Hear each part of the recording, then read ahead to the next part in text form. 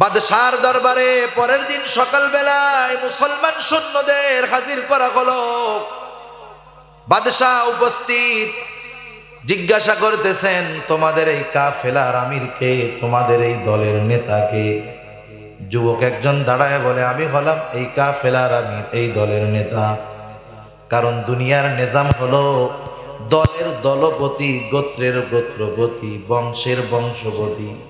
তাকে যদি হাতে আনা যায়, তার অনেক অনুসারী এমনিতেই হাতে চলে আসে, ঠিক না?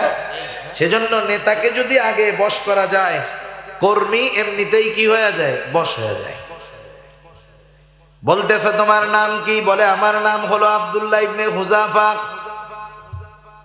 বাদশাহ আব্দুল্লাহ ইবনে হুযাফার দিকে তাকায়া মুস্কি হাসি দিয়ে বলে, আব্দুল্লাহ, তুমি আমার কাছে আসো, আমার পাশে এসে বসো। আব্দুল্লাহ, দরবারের মানুষেরা চিন্তা করে, বাদশার মাথা কি খারাপ হয়ে গেল নাকি?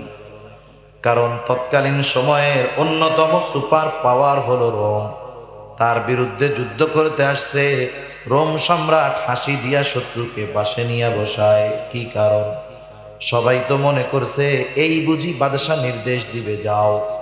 কত বড় সাহস, আমার বিরুদ্ধে যুদ্ধ করতে আসছে, এদেরকে শুলিতে চড়ায় হত্যা করো, না হলে আদেশ করবে, যাও এদেরকে শিরচ্ছেদ করে ফেলো। কত বড় সাহস, আমার বিরুদ্ধে যুদ্ধ করতে আসছে। কিন্তু বাদশাহ এমন কোনো আদেশ দেন না, বরং শত্রুকে হাসি মুখে ডেকে নিজের পাশে আইনা বসায়। কারণটা কি? দরবারের সব মানুষের নজর ওই দিকে। বাদশার পাশে কত মানুষ বসতে চায়, বাদশাহ কিন্তু বসতে দেয় না। কত মানুষের তামান্না, আরে যদি একদিন বাদশার পাশে বসতে পারতাম, কপালটা বুঝি খোলা যাইত। বাদশাহ যাকে তাকে বসতে দেয় না, কিন্তু শত্রুকে হাসি দিয়া কাছে নিয়ে বসাইল। কারণটা কি? সবার নজর এইবার এদিকে আব্দুল্লাহ ইবনে হুযাফার কাছে। বাদশাহ এবার বলতেছে, ও আব্দুল্লাহ, ও আব্দুল্লাহ, আমার পাশে সবাই বসতে পারে না, আমি যাকে তাকে আমার পাশে বসতে দেই না, বরং আমার যাকে ভালো লাগে, আমি যাকে মহব্বত করি, ভালোবাসি, তাকেই আমি আমার পাশে বসতে দেই। বাদশাহ যাকে তাকে তার পাশে বসান না। আব্দুল্লাহ ইবনে হুযাফাকে এবার বাদশাহ বলতেছে, আব্দুল্লাহ, যদিও তুমি আমার বিরুদ্ধে যুদ্ধ করার জন্য আসছো, কিন্তু তোমাকে দেখার পর তোমার প্রতি আমার ভালোবাসা জাগ্রত হয়ে গেছে। আমি চাই তোমার সাথে আমার একটা হৃদ্রতাপূর্ণ সম্পর্ক হোক, মহাব্বতের সম্পর্ক হোক, ভালোবাসার সম্পর্ক হোক। কিন্তু আব্দুল্লাহ, এই সম্পর্ক গড়ার মাঝে একটা জিনিস বাধা হয়ে দাঁড়ায় গেছে। আব্দুল্লাহ, তুমি হলে মুসলিম, আমি হলাম খ্রিস্টান। আব্দুল্লাহ, তুমি ইসলাম ধর্মের অনুসারী, আমি খ্রিস্ট ধর্মের অনুসারী। আমি চাই আমার মহব্বতের মানুষ সেও খ্রিস্ট ধর্মের অনুসারী হবে। আব্দুল্লাহ, তুমি যদি আমার কথা মেনে নাও, তুমি যদি ইসলাম বাদ দিয়ে খ্রিস্ট ধর্মে চলে আসো, আমি তোমাকে মুক্ত করে দিব। তুমি আমার মহব্বতের মানুষ, তুমি মুক্ত স্বাধীন থাকবা। তুমি হয়তো ভাবতেছো তুমি ইসলাম ত্যাগ করার পরে তুমি যদি তোমার এলাকায় যাও, কেউ তোমাকে গ্রহণ করবে না, বড় বিপদ হবে।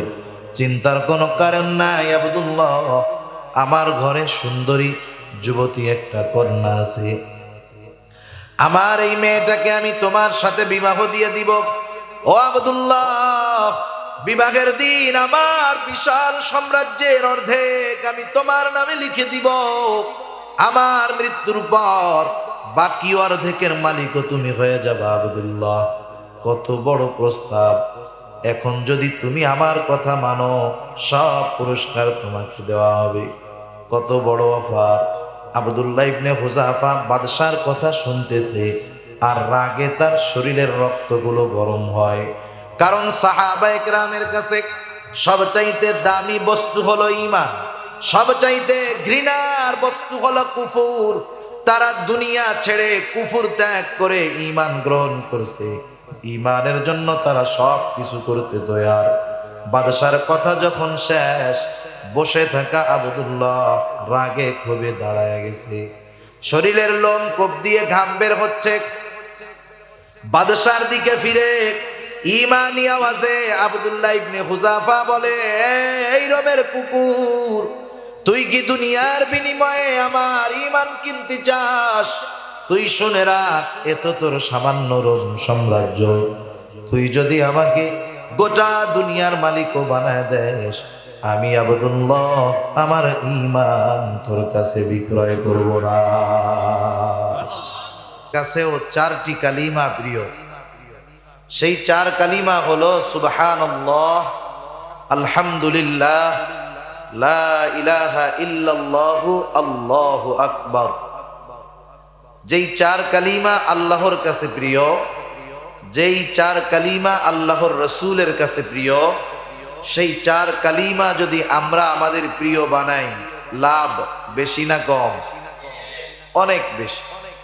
আমরা হয়তো অনেক আলোচনা শুনবো দ্বীনি মাহফিলে, দ্বীনি আলোচনা শ্রবণ করার মাধ্যমে ঈমানের চমক বেড়ে যায়, মুমিনের ঈমানের উপকার হয়, যার কারণে আমলের আগ্রহ পয়দা হয়। অনেক কথা হয়তো আমরা শুনবো, সব কথা মনে থাকবে না, স্বাভাবিক ব্যাপার, কিন্তু দুই একটা আমল যেগুলো আমাদের ধরে রাখতে হবে, মনে রাখতে হবে, আমলে পরিণত করতে হবে। মনে করেন এই যে তরুণ যুবকেরা কত সুন্দর প্রতি বছর আপনাদের জন্য এই সম্মেলনের আয়োজন করতেছে। মনে করেন এই সম্মেলনের কথাই ধরেন, এই সম্মেলনগুলোতে 3 জন বা 4 জন ওয়াজ করেন কমপক্ষে, তাই না? মনে করেন আমন্ত্রিত ওয়াইজ হিসাবে আছেন 3 জন, সভাপতি সাহেব 1 জন। আমি আপনি যদি এই চিন্তা করি যে আমি প্রত্যেকটা মাহফিলে যাব, সেখান থেকে প্রত্যেকটা ওয়াইজের থেকে একটা বিষয়ের আমল শিখব। কয়টা বিষয়?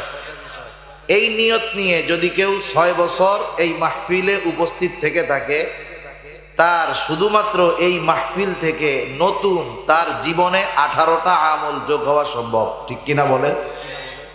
মাহফিলটা আপনারা একটা শুনেন না, একজন দেখা যায় 1 বছরে 1 সিজনে 5, 7, 8, 10, 15টা মাহফিল শুনে।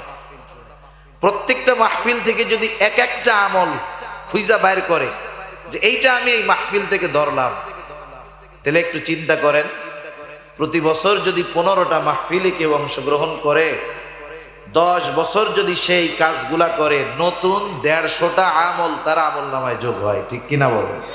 তার জীবনের সাথে নতুন 150টা আমল যোগ হয়। সেজন্য ওয়াজ নসিহাত পুরোটাই দিলের কান দিয়ে শুনবো, সাথে সাথে ওয়াইজরা ওয়াজের মাঝে মধ্যে 2-1টা আমলের কথা বলেন, ওগুলো আমরা যথাযথভাবে স্মরণ রাখবো। যে কথাটা এখন বলতেছি এগুলো আমরা একটু মনে রাখবো ইনশাআল্লাহ। এখন আমরা যদি এই কালিমাগুলো আমাদের প্রিয় বানায় নেই, তাহলে আমাদের কি করণীয়? এই কালিমাগুলো জবানে বেশি বেশি উচ্চারণ করে জবানকে সিক্ত করা। লাভ কি হবে? 2-3টা লাভের কথা বলি।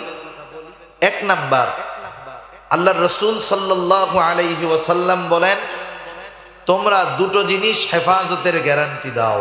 কয় জিনিস? জোরে বলেন, কয় জিনিস? 2টি জিনিস হেফাজতের গ্যারান্টি দাও, আমি তোমাদেরকে জান্নাতের গ্যারান্টি দিয়ে দিব। 2 জিনিস কি? একটা হলো জবান হেফাজতের গ্যারান্টি দাও, 2 নাম্বার লজ্জাস্থান হেফাজতের গ্যারান্টি দাও, তাহলে আমি নবী তোমাদের জান্নাতের গ্যারান্টি দিব।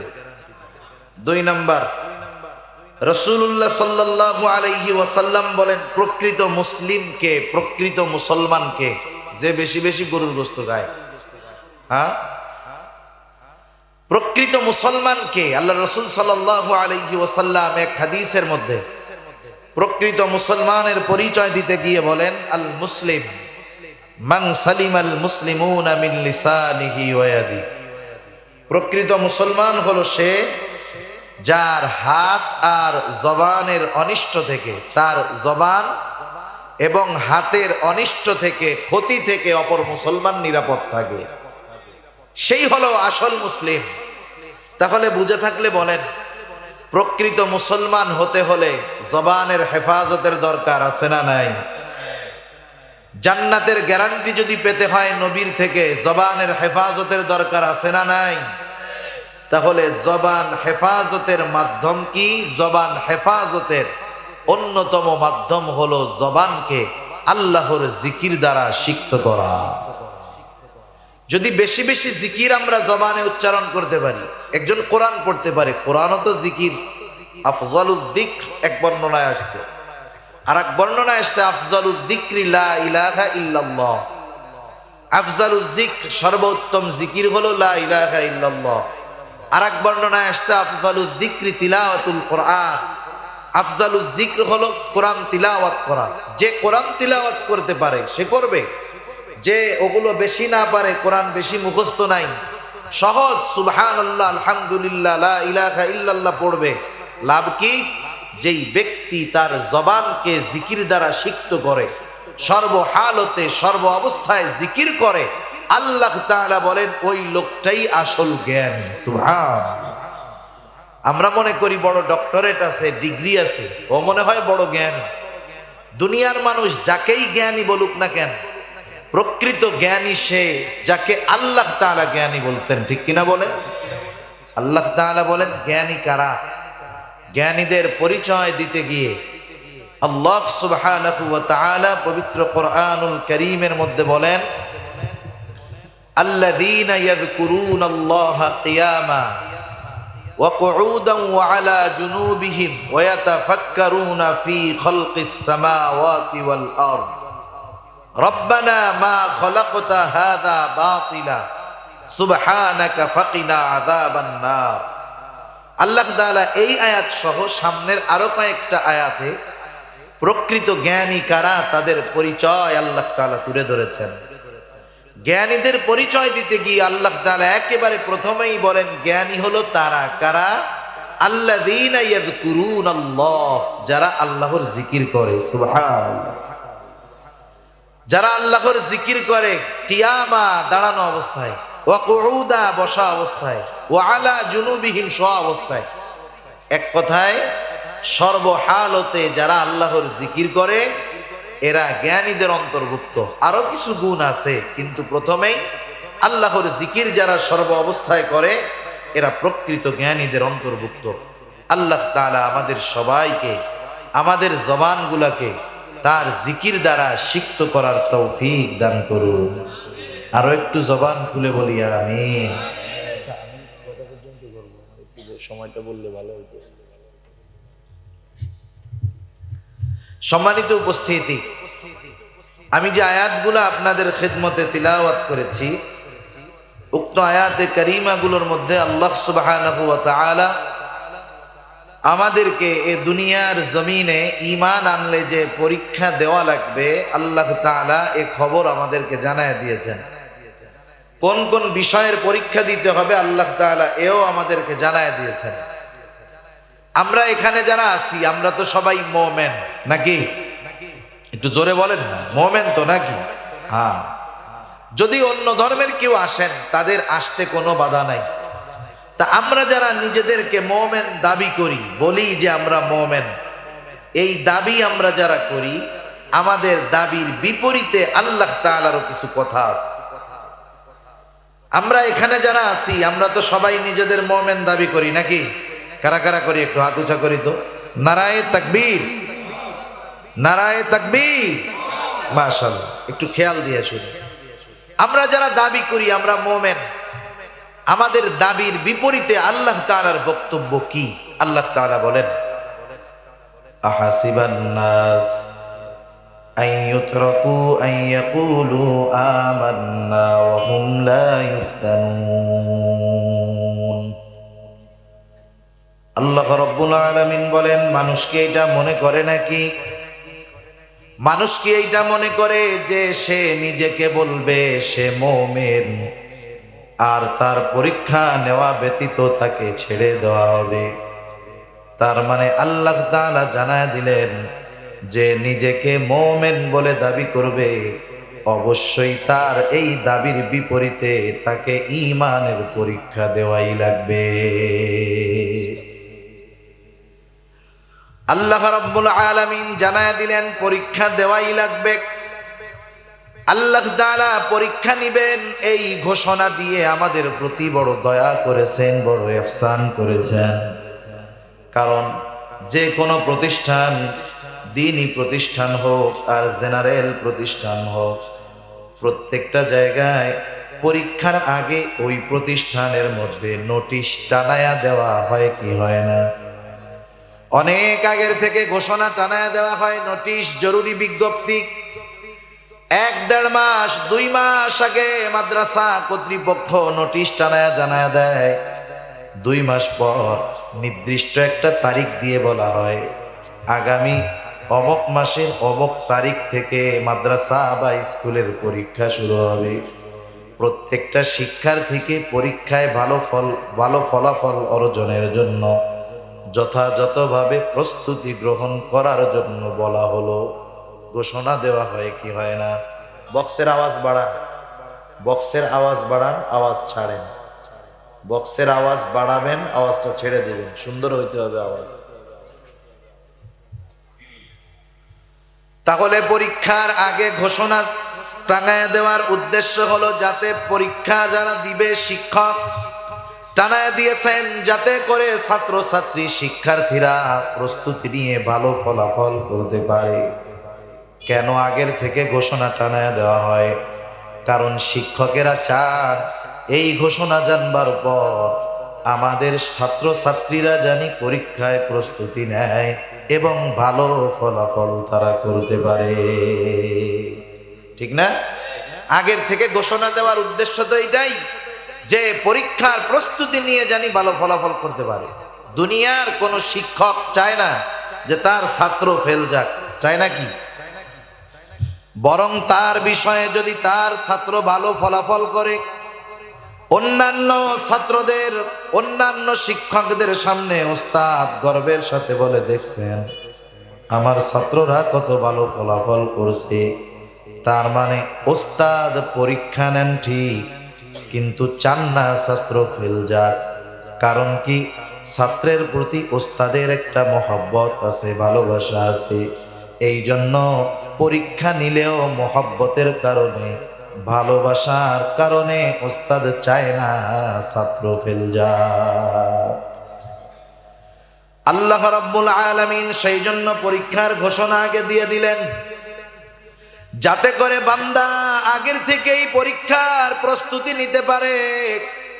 শিক্ষক যেমন ছাত্রের প্রতি ভালোবাসার কারণে চায় না ছাত্র পরীক্ষায় ফেল যাক, আল্লাহ তাআলাও বান্দাকে অতি বেশি ভালোবাসার কারণে আল্লাহ তাআলাও চান না তার বান্দা তার নেওয়া পরীক্ষায় ফেল যাক। আল্লাহ চান না বান্দা পরীক্ষায় ফেল যাক, এজন্য আগের থেকে ঘোষণা জানায় দিয়েছেন। সাথে সাথে কোন কোন বিষয়ের পরীক্ষা হবে আল্লাহ তাআলা সেগুলো জানায় দিয়েছেন। আল্লাহ তাআলা কোরআনুল কারীমের মধ্যে জানায় দিয়েছেন, বান্দা কোন কোন বিষয়ের পরীক্ষা তোমাদের নেওয়া হবে। কারণ যারা পড়াশোনা করেছেন অথবা যারা পড়ান তারা বুঝবেন, পরীক্ষার সময় যখন নিকটবর্তী হয়, যেই শিক্ষক যেই বিষয়ে মাহের, দক্ষ, ছাত্ররা সেই ওস্তাদের কাছে গিয়ে বলে, হযরত অথবা শিক্ষক, স্যার আমরা তো প্রস্তুতি নিচ্ছি পরীক্ষায় ভালো ফলাফল করার জন্য। প্রশ্ন তো এক বইয়ের মধ্যে আছে 1000, ভালো ফলাফল করার জন্য 1000 প্রশ্ন, সবগুলোর ব্যাপারে প্রস্তুতি নেওয়া কঠিন ব্যাপার। আপনি তো অনেক দিন যাবত এই কিতাব পড়াইতেছেন, আপনার অভিজ্ঞতার আলোকে আমাদেরকে কিছু গুরুত্বপূর্ণ প্রশ্নগুলো দাগায় দেন। এইবার ওস্তাদ 1000 প্রশ্নের মধ্য থেকে 50-60টা প্রশ্ন দাগায় দিয়া বলে, যাও এই প্রশ্নগুলো যদি তুমি হল করতে পারো, এই প্রশ্নের উত্তরগুলো যদি তুমি তোমার আয়ত্তে আনতে পারো, আশা করা যায় তুমি গোল্ডেন এ প্লাস পেয়ে যাবা। সাধারণ ভাষায় এটাকে বলা হয় সাজেশন। ঠিক কিনা বলেন? সাজেশন দিয়ে দেয় ওস্তাদ, যাতে করে এইবার ছাত্রটা তার প্রস্তুতিটাকে আর একটু ভালোভাবে নিতে পারে। আল্লাহ তাআলা কত মেহেরবান, কত দয়ালু। পরীক্ষার ঘোষণাই দিয়ে আল্লাহ শেষ করেন নাই, সাথে সাথে আল্লাহ তাআলা পরীক্ষার সাজেশন গুলাও আমাদের জানায় দিয়েছে যে কোন কোন বিষয়ের পরীক্ষা হতে পারে। আল্লাহ রাব্বুল আলামিন বলেন, ওয়ালানাবলুওয়ান্নাকুম বিশাইইম মিনাল খাউফি ওয়াল জু' ওয়া নাকসিম মিনাল আমওয়ালি ওয়াল আনফুসি ওয়াত থামারাত ওয়া বাশশিরিস সাবিরিন। আল্লাহ তাআলা বলেন, ওয়ালানাবলুওয়ান্নাকুম, দুইটা তাকিদ যোগ করে আল্লাহ তাআলা বলেন আমি অবশ্যই অবশ্যই তোমাদের পরীক্ষা নিব। দুইটা তাকিদ যোগ করে আল্লাহ তাআলা বললেন, সাধারণভাবে কেমনে আমি আপনাদের বুঝাই। তাকিদ আল্লাহ তাআলা যোগ করলেন কেন? একটা উদাহরণ দিলে বুঝতে সহজ হবে। মনে করেন আপনাদের মধ্য থেকে একজন বলল যে আমি আগামীকাল কক্সবাজার যাব। কথাটা বুঝতে পারছেন তো নাকি? আমি আগামীকাল কক্সবাজার যাব। আপনি কথাটা শুনলেন। সে যদি একটু পরে আবার বলে যে আমি আগামীকাল অবশ্যই কক্সবাজার যাব, বলেন তো আগের কথার চাইতে পরে যেই কথাটা বলল গুরুত্ব বেশি না কম? আবার যদি সে বলে আমি অবশ্যই অবশ্যই কক্সবাজার যাব, আগের কথাগুলোর চাইতে শেষের কথাগুলোর গুরুত্ব বেশি না কম? আমাদের মানুষের স্বাভাবিক অভ্যাস হলো কোনো কথার সাথে যদি অবশ্যই যোগ করি কথাটা আমরা গুরুত্বের সাথে গ্রহণ করি। এমন নয় যে আল্লাহ তাআলা নিজের কথার গুরুত্ব বাড়ানোর জন্য দুইবার অবশ্যই বললেন, বিষয়টা এমন নয়। বরং আল্লাহ তাআলা কসম ছাড়া যেই কথা বলেন, যেই গুরুত্ব, কসম দিয়ে যেই কথা বলেন সেটাও সমান গুরুত্ব। তাইলে দুইবার অবশ্যই বললেন কেন? দুই তাকিদ কেন যোগ করলেন? এটা আমাদের মানুষের খাসলাত। ওই যে কেউ যদি বলে আমি কক্সবাজার যাব, ওই কথাটা আমরা যতটা গুরুত্বের সাথে গ্রহণ করি, কেউ যদি বলে আমি অবশ্যই অবশ্যই কক্সবাজার যাব, ওই কথাটা আমরা তার চাইতে বেশি গুরুত্ব সহকারে গ্রহণ করি। ঠিক কিনা বলেন? এটা আমাদের জন্য কথার গুরুত্ব বা কথার গ্রহণযোগ্যতা বাড়ানোর জন্য আল্লাহ তাকিদ যোগ করেন নাই।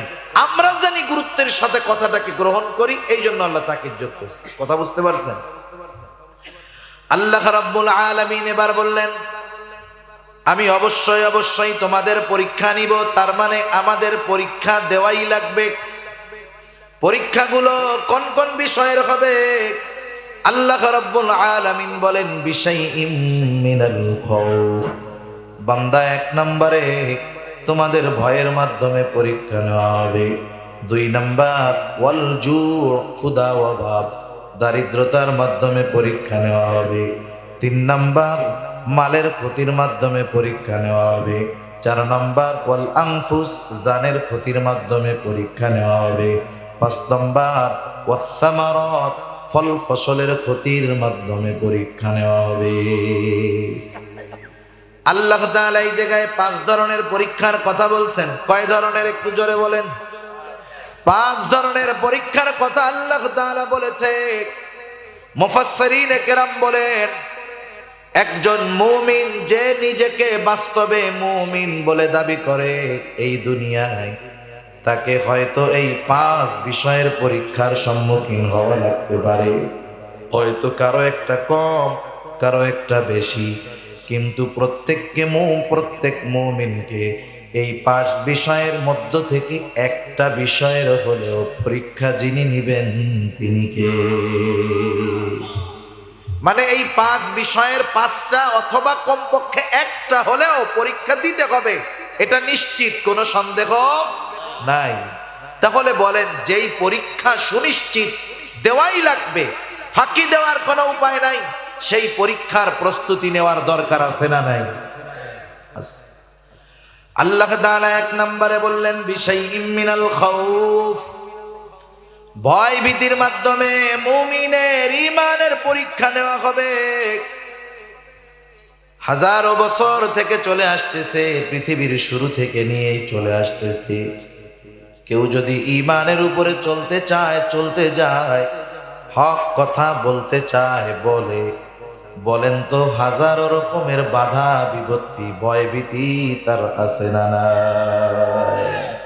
অতীত থেকে হয়ে আসতেছে। হকের কথা বললে, দ্বীনের পথে চলতে গেলে, ঈমানের দাবি অনুযায়ী চলতে গেলে, ঈমানের দাবি অনুযায়ী কথা বলতে গেলে বাধা বিপত্তি ভয়ভীতি আসবে, এটা স্বাভাবিক ব্যাপার, ঠিক কিনা বলেন? যদি না আসে তাইলে বুঝতে হবে ঝামেলা আছে, ঠিক কিনা? সেজন্য হাজারো উপমা হাজারো ঘটনা আপনাদের খেদমতে বলা যাবে। ঈমানের উপরে চলতে গিয়ে নিজের জীবন তারা দিতে তৈয়ার ছিল, তবু ঈমান ছাড়তে তারা তৈয়ার ছিল না। ওই রকম মানুষ ইতিহাস থেকে অনেক গেছে, এখনো আছে, ঠিক কিনা বলেন? হাজারো বাধা বিপত্তি ভয় মামলা হামলা, কিন্তু তারা নিজেদের অবস্থান থেকে নড়েন নাই। ঈমানের উপরে আছে, কষ্ট হয়, কিন্তু বুঝতে হবে এই পরীক্ষা যাদের উপরে চলতেছে অটল যদি থাকতে পারে জয় হবেই হবে।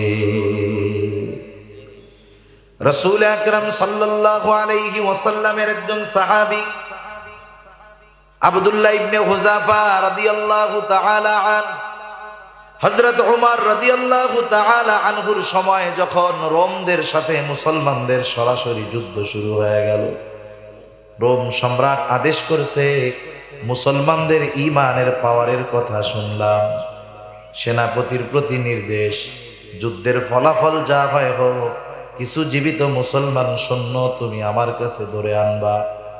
যুদ্ধ শুরু হয়ে গেল। ঘটনাক্রমে মুসলমানদের একটা দল কাফেরদের হাতে আটক হয়ে গেল। বাদশাহর আদেশ, রাজধানীতে পাঠায় দেওয়া হলো। বাদশাহর কাছে খবর দেওয়া হলো, বাদশাহ নামদার, মুসলমানদের একটা দল আমাদের হাতে আটক, আপনি আদেশ করলে আপনার সামনে হাজির করা হবে। ইতিহাসের অন্যতম প্রসিদ্ধ কিতাব আল বিদায়া ওয়ান নিহায়া থেকে শোনাচ্ছি আপনাদের। বাদশাহর দরবারে পরের দিন সকালবেলায় মুসলমান সৈন্যদের হাজির করা হলো। বাদশাহ উপস্থিত, জিজ্ঞাসা করতেছেন, তোমাদের এই কাফেলার আমিরকে, তোমাদের এই দলের নেতাকে? যুবক একজন দাঁড়ায় বলে, আমি হলাম এই কাফেলার আমির, এই দলের নেতা। কারণ দুনিয়ার নিজাম হলো দলের দলপতি, গোত্রের গোত্রপতি, বংশের বংশপতি। তাকে যদি হাতে আনা যায়, তার অনেক অনুসারী এমনিতেই হাতে চলে আসে, ঠিক না? সেজন্য নেতাকে যদি আগে বশ করা যায়, কর্মী এমনিতেই কি হয়ে যায়, বশ হয়ে যায়। বলতেছে, তোমার নাম কি? বলে, আমার নাম হলো আব্দুল্লাহ ইবনে হুযাফা। বাদশাহ আব্দুল্লাহ ইবনে হুযাফার দিকে তাকায়া মুস্কি হাসি দিয়ে বলে, আব্দুল্লাহ তুমি আমার কাছে আসো, আমার পাশে এসে বসো। আব্দুল্লাহ, দরবারের মানুষেরা চিন্তা করে বাদশার মাথা কি খারাপ হয়ে গেল নাকি? কারণ তৎকালীন সময়ের অন্যতম সুপার পাওয়ার হলো রোম, তার বিরুদ্ধে যুদ্ধ করতে আসছে। রোম সম্রাট হাসি দিয়া শত্রুকে পাশে নিয়ে বসায়, কি কারণ? সবাই তো মনে করছে এই বুঝি বাদশা নির্দেশ দিবে, যাও, কত বড় সাহস, আমার বিরুদ্ধে যুদ্ধ করতে আসছে, এদেরকে শুলিতে চড়ায় হত্যা করো, না হলে আদেশ করবে যাও এদেরকে শিরচ্ছেদ করে ফেলো। কত বড় সাহস, আমার বিরুদ্ধে যুদ্ধ করতে আসছে। কিন্তু বাদশাহ এমন কোনো আদেশ দেন না, বরং শত্রুকে হাসি মুখে ডেকে নিজের পাশে আইনা বসায়। কারণটা কি? দরবারের সব মানুষের নজর ওই দিকে। বাদশার পাশে কত মানুষ বসতে চায়, বাদশাহ কিন্তু বসতে দেয় না। কত মানুষের তামান্না, আরে যদি একদিন বাদশার পাশে বসতে পারতাম, কপালটা বুঝি খোলা যাইত। বাদশাহ যাকে তাকে বসতে দেয় না, কিন্তু শত্রুকে হাসি দিয়া কাছে নিয়ে বসাইল। কারণটা কি? সবার নজর এইবার এদিকে আব্দুল্লাহ ইবনে হুযাফার কাছে। বাদশাহ এবার বলতেছে, ও আব্দুল্লাহ, ও আব্দুল্লাহ, আমার পাশে সবাই বসতে পারে না, আমি যাকে তাকে আমার পাশে বসতে দেই না, বরং আমার যাকে ভালো লাগে, আমি যাকে মহব্বত করি, ভালোবাসি, তাকেই আমি আমার পাশে বসতে দেই। পাশে বসতে পারা সৌভাগ্যের ব্যাপার। কথায় কথায় মনে পড়লো, কক্সবাজার আসলাম তো এই জন্য, একবার শাইখুল ইসলাম আল্লামা শাহ আহমদ শফি রহমাতুল্লাহ আলাই, উনি টেকনাফ আসবেন। একটা প্রোগ্রাম ওলামা একরাম আয়োজন করছে, ওলামা একরাম আয়োজন করছে একটা প্রোগ্রামের। আহমদ শফি সাহেব হুজুর আসবেন ওই জায়গায়। যাই হোক, টেকনাফের এক সম্পদওয়ালা মানুষ বলছে, শোনেন, আপনাদের এই প্রোগ্রামের সব ব্যয় আমি বহন করব, যত টাকা লাগে, কত খরচ হবে তারা একটা এস্টিমেট দিচ্ছে, ধরেন 12 থেকে 15 লক্ষ টাকা, সব খরচ আমি দিব, তবে একটা শর্ত। কি শর্ত? শর্ত হলো যে হুজুর যে আসবে, হুজুরের চেয়ারের পাশে আমাকে বসার একটা ব্যবস্থা করে দিতে হবে। হুজুরের চেয়ারের পাশে আমার বসার ব্যবস্থা করে দিতে হবে, তাইলে আমি সব খরচ দিব। আফসোসের ব্যাপার হলো হুজুর ওই প্রোগ্রামে আসেন নাই, কারণ অসুস্থ মানুষ, কোন সময় অসুস্থ হয়ে যায় বলা যায়। এখানে একটু মোছা দেওয়ার ব্যবস্থা করলে ভালো। সাথী না, একটা বাঁশে একটা কাপড় দিয়ে আস্তে একটা ডলা দিলে পানি চলে যাবে। তা যাই হোক, হুজুর ওই প্রোগ্রামে আসতে পারেন নাই, অসুস্থ হয়ে গেছেন হঠাৎ করে। তা যাই হোক, যে কথা বোঝানোর জন্য বললাম যে দেখেন, আহমদ শফি সাহেব হুজুরের পাশে বসবে, শুধু বসতে দেওয়া হবে এতটুকু আশায় 15 লক্ষ টাকা খরচ করতে সে কার্পণ্য বোধ করে না। বাদশাহ যাকে তাকে তার পাশে বসান না। আব্দুল্লাহ ইবনে হুযাফাকে এবার বাদশাহ বলতেছে, আব্দুল্লাহ, যদিও তুমি আমার বিরুদ্ধে যুদ্ধ করার জন্য আসছো, কিন্তু তোমাকে দেখার পর তোমার প্রতি আমার ভালোবাসা জাগ্রত হয়ে গেছে। আমি চাই তোমার সাথে আমার একটা হৃদ্রতাপূর্ণ সম্পর্ক হোক, মহাব্বতের সম্পর্ক হোক, ভালোবাসার সম্পর্ক হোক। কিন্তু আব্দুল্লাহ, এই সম্পর্ক গড়ার মাঝে একটা জিনিস বাধা হয়ে দাঁড়ায় গেছে। আব্দুল্লাহ, তুমি হলে মুসলিম, আমি হলাম খ্রিস্টান। আব্দুল্লাহ, তুমি ইসলাম ধর্মের অনুসারী, আমি খ্রিস্ট ধর্মের অনুসারী। আমি চাই আমার মহব্বতের মানুষ সেও খ্রিস্ট ধর্মের অনুসারী হবে। আব্দুল্লাহ, তুমি যদি আমার কথা মেনে নাও, তুমি যদি ইসলাম বাদ দিয়ে খ্রিস্ট ধর্মে চলে আসো, আমি তোমাকে মুক্ত করে দিব। তুমি আমার মহব্বতের মানুষ, তুমি মুক্ত স্বাধীন থাকবা। তুমি হয়তো ভাবতেছো তুমি ইসলাম ত্যাগ করার পরে তুমি যদি তোমার এলাকায় যাও, কেউ তোমাকে গ্রহণ করবে না, বড় বিপদ হবে। চিন্তার কোনো কারণ নাই আব্দুল্লাহ, আমার ঘরে সুন্দরী যুবতী একটা কন্যা আছে, আমার এই মেয়েটাকে আমি তোমার সাথে বিবাহ দিয়ে দিব।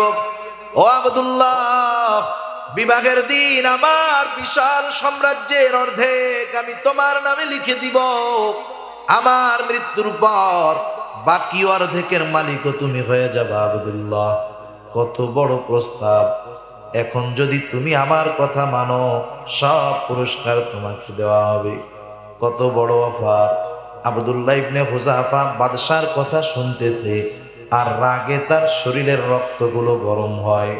কারণ সাহাবায়ে কেরামের কাছে সবচাইতে দামি বস্তু হলো ঈমান, সবচাইতে ঘৃণার বস্তু হলো কুফর। তারা দুনিয়া ছেড়ে কুফর ত্যাগ করে ঈমান গ্রহণ করছে। ঈমানের জন্য তারা সব কিছু করতে তৈয়ার। বাদশার কথা যখন শেষ, বসে থাকা আব্দুল্লাহ রাগে ক্ষোভে দাঁড়ায় গেছে, শরীরের লোম কোপ দিয়ে ঘাম বের হচ্ছে। বাদশার দিকে ফিরে ঈমানি আওয়াজে আব্দুল্লাহ ইবনে হুযাফা বলে, এই রবের কুকুর, তুই কি দুনিয়ার বিনিময়ে আমার ঈমান কিনতে চাস? তুই শুনে রাখ, এত তোর সামান্য রোম সাম্রাজ্য, তুই যদি আমাকে গোটা দুনিয়ার মালিকও বানায় দেস, আমি আব্দুল্লাহ আমার ঈমান তোর কাছে বিক্রয় করব না। এক ধমকে গোটা দরবারের সব চুপ, কারণ তারা তো কোনোদিন দেখে নাই যে তাদের বাদশাকে কেউ ধমক দিতে পারে। রাগে ক্ষোভে বাদশাহ ভেতরে চলে যায়, ভেতরে গিয়ে আদেশ পাঠায়, কত বড় সাহস, আমার কথার উপরে কথা, আমাকে ধমক দেয়, ঈমানের বড়াই দেখায়। আদেশ দিয়া বলছে, যাও যাও, জেলখানার মধ্যে ওকে আটকায় রাখো, খাবার দিবা না, পানি দিবা না, দেখে ছাড়বো ঈমানের বড়াই কতক্ষণ থাকে। ডাক্তারকে বলে রাখছে, ডাক্তার খোঁজ খবর রাখবা, যখন দেখবা খানা পানির অভাবে অবস্থা বড় খারাপ, আমার কাছে আইসা খবর জানাইবা। জেলখানার মধ্যে আটকায় রাখা হলো, 1 সপ্তাহ পার হয়ে গেছে, খাবারও নাই, পানিও নাই। আব্দুল্লাহ ইবনে হুযাফা এতটা দুর্বল, জেলের মধ্যে শুয়ে আছে, বেঁচে আছে নাকি মারা গেছে বোঝা যায় না। বাদশা দরজা, ডাক্তার দরজা খুলে ভিতরে ঢুকে দেখে অবস্থা বড় খারাপ। দৌড় দিয়ে বাদশার কাছে এসে বলে, বাদশা নামদার, যথা দ্রুত সম্ভব আব্দুল্লাহ ইবনে হুযাফার খানা পানির ব্যবস্থা করতে হবে। খাবার পানি যদি না দেওয়া হয়, যে কোনো মুহূর্তে মদ মেশানো পানি। বাদশাহ আহলে কিতাব ছিলেন, খুব ভালো মতো জানে 1 সপ্তাহ খানা পানি দেই নাই, দুর্বল হয়ে গেছে, দৈহিক দুর্বল। আর এখন যদি হারাম খাওয়ায়া দিতে পারি, ঈমানি দুর্বলতা চলে আসবে। সমাজে অনেক মানুষ আছে ভালো মন্দ খায়, কিন্তু হারাম খায়, উপার্জন হারাম, চুরির টাকা, ঘুষের টাকা, সুদের টাকা দিয়া প্রতিদিন ভালো ভালো খায়, দেহে অনেক শক্তি আছে না নাই? এইগুলার দেহে শক্তি আছে ঠিক, কিন্তু হারাম খাওয়ার কারণে ঈমানি শক্তি 0, ঠিক কিনা বলেন? এজন্য গোটা দুনিয়ায় খুঁজে দেখবেন, যারা ইসলামের বিরুদ্ধে বলে, কোরআনের বিরুদ্ধে বলে, নবী রাসূলদের বিরুদ্ধে বলে, উলামায়ে কেরামের বিরুদ্ধে বলে, দ্বীনি মাদ্রাসা মসজিদের বিরুদ্ধে বলে, এরা মুসলমানের ঘরে জন্ম নিতে পারে ঠিক, কিন্তু এগুলা সব হারামখোর, ঠিক কিনা বলেন? কারণ যে হালাল উপার্জন করে, হালাল খায়, ওই জবান দিয়ে ইসলাম, মুসলমান, উলামায়ে কেরামের বিশজ্ঞার হতে পারে না। এটা খোঁজ নিয়ে দেখবেন, এটা বাস্তবতা। আপনার এলাকায় যদি থাকে খোঁজ নিয়ে দেখবেন যে উপার্জনের মধ্যে হারাম আছে। বাদশা খুব ভালো মতো জানে হারাম খাওয়াইতে পারলে ঈমান দুর্বল হবে। বাদশা বলল, যাও খাবার নিয়ে যাও। খানা খাওয়ার আগে তারে কিন্তু জানায় দিবা খাবারটা শুকরের গোশত, মদ মেশানো পানি। খাবার নিয়ে হাজির। আব্দুল্লাহ ইবনে হুযাফাকে বলে, আব্দুল্লাহ, তোমার অবস্থা কিন্তু খারাপ, খানা পানি যদি না খাও তাইলে কিন্তু বিপদ। তবে শুনে রাখো আব্দুল্লাহ, খাবার হলো শুকরের গোশত আর পানি হলো মদ মেশানো পানি। আব্দুল্লাহ ইবনে হুযাফা খুদায় কাতর, দুর্বল, দৈহিকভাবে দুর্বল। বলেন তো, ঈমানি দিক দিয়ে দুর্বল না সবল? কোনো সন্দেহ নাই, ঈমানের দিক দিয়ে সবল। আব্দুল্লাহ ইবনে হুযাফা ঈমানি শক্তিতে বলিয়ান হয়ে বলে, ডাক্তার, এগুলো সরায় ফেলো, এগুলো সরায় ফেলো। আমার জীবনও যদি চলে যায়, হারাম খাবার আমি ঠোঁটে লাগাবো না। এক ধমকে ডাক্তার খাবার নিয়ে চলে গেছে বাদশার কাছে।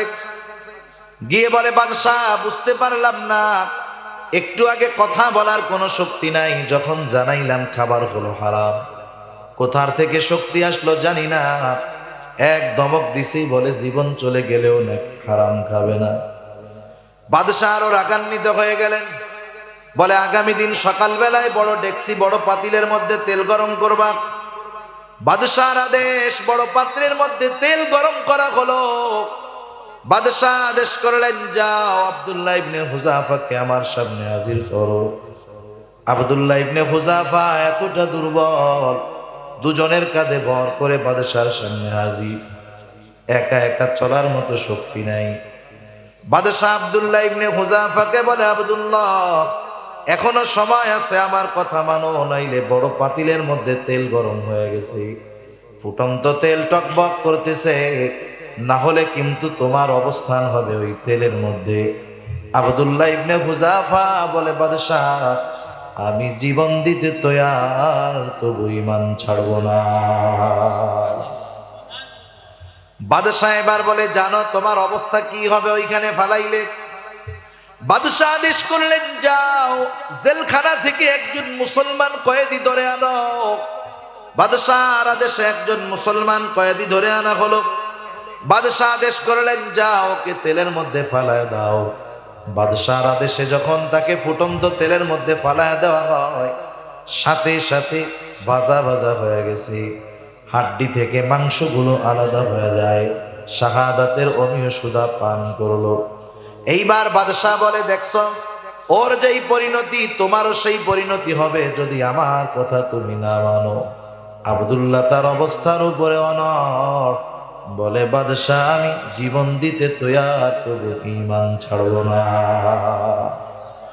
বাদশাহ এবার আদেশ করেছে, যাও ওকেও তেলের মধ্যে ফলায় দাও। আব্দুল্লাহ ইবনে হুযাফাকে ধরে ধরে দুইজন তেলের দিকে নিয়ে যায়। এতক্ষণ সব কিছু স্বাভাবিক, এখন আব্দুল্লাহ ইবনে হুযাফা চোখ দিয়ে পানি পড়ে, কান্না করে। বাদশাহ মনে করতেছে আব্দুল্লাহ ইবনে হুযাফা মনে হয় মরার ভয়ে কান্না করে। বাদশাহ আব্দুল্লাহকে বলে, আব্দুল্লাহ কাপুরুষের মতো কান্না করো কেন? তোমার কি মরার ভয় হয়, জীবনের জন্য মায়া হয়? আব্দুল্লাহ ইবনে হুযাফা বলে, না বাদশাহ, না না, আমি মৃত্যুর ভয়ে কান্না করি না। কারণ মানুষ শুধু দুঃখেই কাঁদে না, বরং আনন্দ সুখেও কান্না করে, কি করে না? করে। আরে গোনার কাজে খুশি হইয়াও কান্না করে। কয়দিন আগে বিশ্বকাপ ফুটবল খেলা শেষ হয়েছে না, কতজন ফেসবুকের মধ্যে লিখছে, হায় হায় কি আবেগ নিয়ে লিখছে। 36 বছর পর, 3 যুগ পর আমার প্রিয় দল আর্জেন্টিনা বিশ্বকাপ জিতলো, খুশির ঠেলায় চোখের পানি ধরে রাখতে পারি নাই। কি আনন্দের ঠেলায় চোখের পানি ধরে রাখতে পারে নাই, কি খুশি, চিন্তা করছেন? অনেক সময় এমন হয় না যে ছেলেটা 15 বছর বিদেশ, দেখা হয় না, কথা হয় না, হঠাৎ করে বাড়িতে আসছে, মা বাবা দেখা খুশি হয় না, বেজার হয়? খুশির ঠেলায় কি করবে কিছু বলতে পারে না, পোলাও কান্দে মাও কান্দে, ঠিক কিনা বলেন? সেজন্য সব সময় সব কান্না কষ্টের হয় না, আনন্দেরও হয়। কান্না পরাজয়ের হয় না, জয়েরও হয়। আব্দুল্লাহ ইবনে হুযাফা বলে, না বাদশাহ, না না, আমি মৃত্যুর ভয়ে কান্না করি না। কেন কান্না করো? আব্দুল্লাহ ইবনে হুযাফা বলে, বাদশাহ আমার আল্লাহ আমাকে একটা জীবন দিয়েছে, একটা জীবন, এক জীবন আমি একবার আল্লাহর জন্য কোরবান করতে পারবো। আমার তো মন চায় আমার আল্লাহ আমাকে শত শত জীবন দিবে, এই শত শত জীবন আমি শত শতবার আল্লাহর জন্য কোরবান করে দিব। আরে জীবন তো একটা দিছে, মরতে পারবো একবার, এই দুঃখে কান্দি। শত শত জীবন যদি পাইতাম আল্লাহর জন্য আমার শত জীবন কোরবান করতাম। সুবহানাল্লাহ। কারণ মানুষ মরে গেলেই পরাজিত হয়। বাদশাহ এখন চিন্তা করে, সে তো আহলে কিতাব, সে চিন্তা করে যার মনে মৃত্যুর বিন্দু পরিমাণ ভয় নাই, একে যদি তেলের মধ্যে ফালায়া দেই ও মরে যাবে ঠিক, কিন্তু পরাজিত হবে না, ঠিক কিনা বলেন? ওকে যদি মেরে ফেলি পরাজিত হবে না। তাহলে বিষয়টা কেমন করা যায়, কি করা যায়? এজন্য বুঝতে হবে আমাদের অনেক কিছু। অনেক সময় উলামায়ে কেরামের উপরে জুলুম, অত্যাচার, জেল জুলুম আছে না নাই? কত হাজারো আলেমকে ফাঁসির দড়িতে ঝুলায়া শহীদ করা হয়েছে। এই উপমহাদেশে ইসলাম প্রতিষ্ঠার পিছনে উলামায়ে দেওবন্দির কত অবদান। হাজার হাজার আলেমকে ইংরেজরা ফাঁসির দড়িতে ঝুলায়া শহীদ করে ফেলছে। তারা শহীদ হয়েছে ঠিক, পরাজয় বরণ করে নাই, কারণ তাদের রক্তের উপরেই উপমহাদেশে ইসলামের পতাকা উড়েছে। সেজন্য মনে রাখতে হবে এখনো উলামায়ে কেরামের উপরে জুলুম, অত্যাচার আছে না নাই? উলামায়ে কেরাম, নির্দোষ উলামায়ে কেরাম জেলে আছে, শাস্তি ভোগ করতেছে, তাদেরকে কষ্ট দেওয়া হচ্ছে। বুঝতে হবে কষ্ট হচ্ছে ঠিক, যেই হাতে আজকে হাত করা, ওই হাতে একদিন ইসলামের পতাকা থাকবে, ঠিক কিনা বলেন? বুঝতে হবে, বুঝতে হবে। আজ থেকে 20 বছর আগেও যারা ছিল পরাধীন, পায়ে ছিল বেড়ি, আজকে তারা দেশ চালাইতেছে, ঠিক কিনা বলেন? শুধু সময়ের পরিবর্তন, মানুষগুলা পরিবর্তন হয় নাই, ঠিক কিনা? সেজন্য হতাশ হওয়ার কোনো কিছু নাই। উলামায়ে কেরামের উপরে জেল জুলুম অত্যাচার হচ্ছে, কারণ ঈমান যার পরিপূর্ণ হয় পরীক্ষাই তো তার কঠোর হয়, ঠিক কিনা বলেন?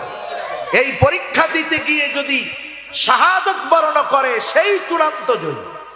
মানুষ মারা গেলেই পরাজিত হয়ে যায় না। কথায় কথা আসলো, ঘটনা মনে আসলো তাই বলি, মরলেই যে পরাজিত হয় বিষয়টা এমন নয়।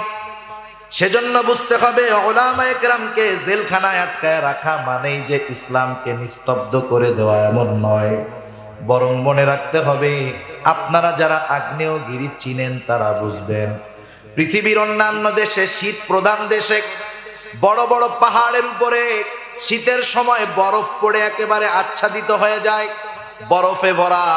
আপনি আমি যদি মনে করি যে ওই পাহাড় মনে হয় শুধু বরফের পাহাড়, তা নয়, বরং ওই পাহাড়ের তলদেশে আল্লাহ তাআলা এমন আগ্নেয়গিরি রাখছে, সেটা যদি একবার বিস্ফোরিত হয় তাহলে গোটা এলাকাকে ছিন্ন বিচ্ছিন্ন করে দেয়।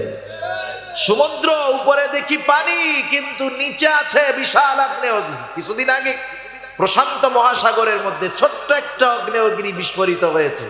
2000 মাইল দূরে সুনামি, সমুদ্রের তীরবর্তী এলাকার মানুষ এক এক ঢেউয়ের ঠেলায় এলাকা প্লাবিত হয়ে গেছে। সেজন্য মনে রাখতে হবে উলামায়ে কেরামকে সাময়িকভাবে জেলখানায় আবদ্ধ করে আটকিয়ে রেখে হকের পথ চলাকে থামানো যায় না, বরং সময় যখন আসবে ওই গতি আরো বাড়বে না কমবে? ঠিক কিনা বলেন? নিঃসন্দেহে বাড়বে। এই গতি তখন কেউ থামাতে পারবে না। যে কথা বলতেছিলাম যে মানুষ মারা গেলেই যে পরাজিত হয় তা নয়। ঈসা আলাইহিস সালামের পর নবীজি সাল্লাল্লাহু আলাইহি ওয়াসাল্লাম দুনিয়ায় আসার আগে একজন জালেম বাদশা ছিল, তার নাম হলো ইউসুফ জুরনাওয়াজ। সে নিজেকে খোদা দাবি করত, সে বলতো আমি হলাম খোদা। তৎকালীন সময়ে ঈসা আলাইহিস সালামের ধর্মের উপরে যারা চলতো তাদের উপরে জুলুম করত। মানুষজন লুকায়া লুকায়া ঈসা আলাইহিস সালামের ধর্মের উপরে চলতো। যাদের ব্যাপারে বাদশা জানতে পারত তাদেরকে অত্যাচার করত, কষ্ট দিত, তাদেরকে মেরে ফেলতো। ওই বাদশার দরবারে একজন জাদুকর ছিলেন। জাদুকর একদিন বাদশারে বলতেছে, ও বাদশাহ, আমি তো বৃদ্ধ হয়ে গেছি, একটা মেধাবী বালকের ব্যবস্থা করেন যাকে আমি আমার জ্ঞানগুলো, জাদুবিদ্যাগুলো শিক্ষা দিতে পারি, যাতে আমি মারা যাওয়ার পর সে যেন এই বিদ্যাগুলো কাজে লাগিয়ে আপনার উপকার করতে পারে। সারা দেশে খুঁজে বাদশাহ একজন বালককে বের করলো। এই বালককে বলা হলো, বালক তুমি রাজ দরবারে থাকবা, খাবা, আরাম করবা, আর প্রতিদিন ওই জাদুকরের কাছে গিয়া জাদু শিখে আসবা। বালক প্রতিদিন যায়, জাদু শিখতে যায়। যাওয়ার পথে রাস্তায় এক জায়গায় একজন ঈসা আলাইহিস সালামের ধর্মের অনুসারী পাদ্রী ছিল, পাদ্রী। কিছু মানুষ তার দরবারেও যাতায়াত করত। ওই বালক যখন জানতে পারলো, বালক একদিন পাদ্রীর কাছে যাওয়া শুরু করলো। পাদ্রীর কাছে যখন গেছে, যার যা কাম, পাদ্রী তাকে তাওহীদের দাওয়াত দিল। কথাগুলো বালকের ভালো লাগছে। এবার সে জাদুকরের কাছেও যায়, আবার পাদ্রীর কাছেও যায়। পাদ্রীর কাছে গিয়ে ঈমান আনছে, বিভিন্ন বিষয়ের শিক্ষা নেয়, জাদুকরেরটাও শিক্ষা নেয়। এইবার একদিন বালক যাবে, যাওয়ার পথে দেখে যেই পথে সে চলাচল করে সেই পথের মাঝে একটা বাঘ আড়াআড়ি শুয়ে আছে। মানুষজন ভীত সন্ত্রস্ত, কেউ পার হতে পারে না, যেতে পারে না। বালকটা চিন্তা করলো, আজকে আমার পরীক্ষার বড় একটা সুযোগ। সে চিন্তা করলো আজকে পরীক্ষা হয়ে যাবে, পাদ্রী হকের উপর নাকি জাদুকর হকের উপর পরীক্ষা হয়ে যাবে। এই চিন্তা করে বালক হাতের মধ্যে একটা ছোট পাথর নিয়েছে। পাথর নিয়ে বলতেছে, আল্লাহ, পাদ্রীর ধর্ম যদি সত্য হয়, পাদ্রী যদি হক হয়, এই পাথরের আঘাতে যেন বাঘ মারা যায়। এই বলে বালকটা যখন বিসমিল্লাহ বলে ছোট পাথরটা বাঘের দিকে আঘাত করলো, ছোট্ট পাথরের আঘাত লেগে বড় বাঘটা মরে গেল। মানুষজন যাতায়াত শুরু করলো। এইবার বালকটা এবার পাদ্রীর দরবারে গেছে। পাদ্রীর কাছে গিয়ে বলে, এই ঘটনা আমি তো এইভাবে বলছি, এভাবে করছি, ছোট পাথরের আঘাত লেগে বাচ্চা মারা গেল। পাদ্রী এবার বলে, বালক, তোমার ঈমান তো পূর্ণ হয়ে গেছে, এখনই তোমার উপরে পরীক্ষা আসবে। পরীক্ষা যখন আসবে, মুসিবত যখন আসবে, তোমার প্রতি আমার অনুরোধ হলো তুমি আমার কথা কাউরে কইও না। পরীক্ষা আসবে এবার তোমার, কারণ ঈমান তো তোমার কামেল হয়ে গেছে, এখন পরীক্ষা আসবে। এভাবে চলতেছে অবস্থা। বাদশার দরবারে একজন উজির ছিল, সে ছিল অন্ধ, চোখে দেখতো না। মানুষের কাছে শুধু বলে বেড়াইতো, আহারে আমার চোখ দুটো যদি ভালো হইতো আমি দুনিয়ার এই সৌন্দর্যটা দেখতে পারতাম। বড় আফসোস ছিল তার, সে তার চোখ ভালো হওয়ার বিনিময়ে যে কিনো কিছু করতে সে তৈয়ার ছিল। ওই বালকটাও এই ব্যাপারটা জানতো। বালকটা এবার ওই উজিরকে বলে, উজির, তোমার চোখ ভালো হয়ে যাবে যদি তুমি আমার শর্ত মানো। কে চোখ ভালো করবে? বলে আল্লাহ। চোখ ভালো হয়ে যাবে, চিন্তার কোনো কারণ নাই, যদি তুমি ঈমান আনো আল্লাহ তোমার চোখ ভালো করে দিবে। এইবার ওই উজির রাজি হয়ে গেছে যে হ্যাঁ, আমার চোখ যদি ভালো হয় আমি আল্লাহর প্রতি ঈমান আনতে রাজি। বালক আল্লাহর কাছে দোয়া করলো, আল্লাহ তাআলা ওই অন্ধ উজিরের চোখটা ভালো বানায় দিল। উজির ঈমান আনলো। উজির এইবার পরের দিন যখন বাদশার দরবারে গিয়ে হাজির, এতকাল তো চোখে দেখে না, এখন চোখে দেখে। বাদশাহ বলতেছে, কি ব্যাপার, তুমি না গতকাল অন্ধ ছিলে, আজকে কেমনে তোমার চোখ ভালো হলো? এইবার উজির বলে, আমার চোখ ভালো করছে আল্লাহ। জালেম বাদশাহ বলে, এই আমি হইলাম তোর খোদা, আমি তো তোর চোখ ভালো করিনি। কোন খোদা তোর চোখ ভালো করলো বল? এইবার উজিরের উপরে জুলুম, অত্যাচার, উজির সব সত্য কথা বলে দিল। বালক এইবার বাদশাহ প্রধান টার্গেট হয়ে গেছে। বুঝতে পারছি এতকাল দুধ কলা খাওয়াইয়া আমার ঘরেই আমি সাপ পুষেছি। বালক এই কাজ করতেছে, বাদশাহ জানতে পেরে খুব রাগান্বিত, চিন্তা করলো ওরে যদি বাঁচায় রাখি তাহলে আমার পথের কাঁটা ও আমার খোদাইগিরির 12টা বাজায় দিবে। কি করা যায়? ওকে আর বাঁচায় রাখা যাবে না, ওকে মেরে ফেলতে হবে। বাদশাহ এবার কয়েকজন লোকরে দিয়া পাঠায় দিছে, যাও ওকে উঁচু পাহাড়ের উপর নিয়ে যাও, ওইখান থেকে ধাক্কা দিয়া ফালায় দিবা যাতে নিচে পড়ে ছিন্ন বিচ্ছিন্ন হয়ে যায়। এইবার লোকগুলা তারে নিয়ে পাহাড়ের উপরে চলে যায়। পাহাড়ের উপরে গিয়া যখন ফালায় দিতে চায়, আল্লাহর কুদরত, পাহাড়ের মধ্যে কম্পন সৃষ্টি হয়ে গেছে। ওকে যারা মারতে গেছে সবগুলা পড়ে শেষ। আল্লাহ তাআলা বালকটাকে হেফাজত করলো। সুস্থ অবস্থায় বালক বাদশার দরবারে হাজির। বলে, ওরা কোথায়? বলে, সব মরে গেছে। তুমি বাঁচলা কেমনে? বাঁচাইছে কে? আরো জোরে বলেন কে? বাদশাহ এবার আর এক দলের আদেশ করেছি, যাও ওকে সমুদ্রের মধ্যে নিয়ে গভীর সমুদ্রে ফালা দিবা, আর যেন ফিরে না আসতে পারে। কয়েকজন লোক নৌকায় করে বালককে নিয়ে যায়। আল্লাহ রাব্বুল আলামিন সমুদ্রকে উচ্ছ্বাস করে দিলেন। উত্তাল ঢেউ শুরু হয়ে গেল। ঢেউয়ের তোড়ে নৌকা ভেঙে সবগুলা স্রোতের তোড়ে হারিয়ে গেছে, মরে গেছে। আল্লাহ তাআলা বালককে সুস্থ অবস্থায় কিনারায় পৌঁছায়া দিল। বালক আবার বাদশার দরবারে হাজির। বলে, ওরা কই যাগো, মারতে পাঠাইলাম। বলে, সব মরে শেষ, তুমি বাঁচলা কেমনে? বালক বলে, আমাকে যিনি বাঁচাইছেন তিনি কে?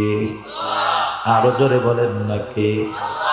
এবার বাদশার সাথে বালকের এই যুদ্ধ এলাকার দেশের সব মানুষ জেনে গেছে যে বালকের সাথে আমাদের সম্রাট, আমাদের বাদশার যুদ্ধ চলতেছে, কাজ হয় না। ছোট্ট এক বালকের কাছে সে পরাজয় বরণ করার মতো অবস্থা। এইবার বালকটা বলে, বাদশাহ, আমাকে যেহেতু তোমার মারার এত শখ, কিন্তু তুমি তোমার পদ্ধতি অবলম্বন করে আমাকে মারতে পারবে না। আমি তোমারে বুদ্ধি শিখায়া দেই, সেই কথা অনুযায়ী যদি তুমি কাজ করো তাইলে তোমার মনোবাসনা পূরণ হবে। কি করলে তোরে মারা যাবে বল? এইবার বালক বলতেছে, শোনো, নির্দিষ্ট দিনে তুমি গোটা দেশের মধ্যে এলান করে দিবা সব মানুষদেরকে তুমি একত্রিত করবা, এক জায়গায় হাজির করবা। এরপরে তোমার জল্লাদ আমার দিকে সকলের উপস্থিতিতে তীর নিক্ষেপ করবে। তবে শর্ত হলো, তীর নিক্ষেপ করার সময় সে বলবে বিসমিল্লাহি রব্বিল গোলাম। এই কথা বলে আমার গায়ে যদি তীর নিক্ষেপ করা হয়, আমি মারা যাব, তোমার মনের বাসনা পূরণ হবে। কি হতে পারে, লাভ না লস, ও চিন্তা তো সে করে নাই। কারণ সীমা লঙ্ঘনকারী যখন সীমা লঙ্ঘন করে ফেলে, তার হিতহিত জ্ঞান থাকে না, ঠিক কিনা বলেন?